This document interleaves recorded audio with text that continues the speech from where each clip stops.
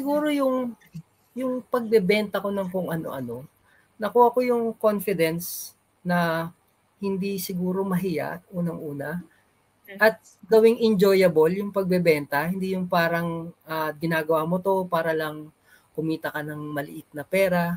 Tapos yung rewarding kasi yung pagka yung napagpalit mo yung product mo into money, parang say, wow, ang sarap ng feeling kasi nung ano ko lang nung bata ako, nung titinda ako ng mga ganun, pambili lang ng candy, okay na ako. Na hindi mo nahihingin sa magulang mo. And then, next level, parang pambili naman ng bigas. Ganun, 1 kilong bigas, okay na. So ngayon, bilang panganay sa 5 ko pang kapatid, na halos lahat sila babae. So nagkaroon ako ng sense of responsibility and talagang minsan napuwersa talaga yung awareness ko na hindi ko sinasadya. Na dinala ko hanggang sa paglaki ko. Kaya yung of course mayayain pa rin ako in a sense, pero yung binebenta ko na alam kong may bilib ako, na alam kong tama yung ginagawa ko.